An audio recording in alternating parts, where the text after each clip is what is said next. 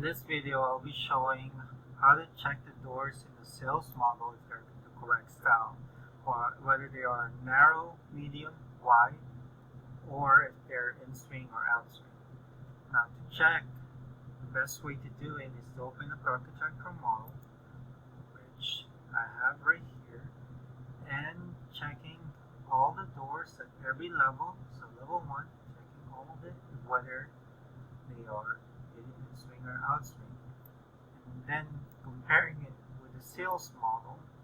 So level 1, and then here we can see that they're both in swing doors. And for the medium, narrow, or wide style, if it's not noted in the architectural model or the the architectural model or the architectural drawing, we can just safely assume that it's a medium.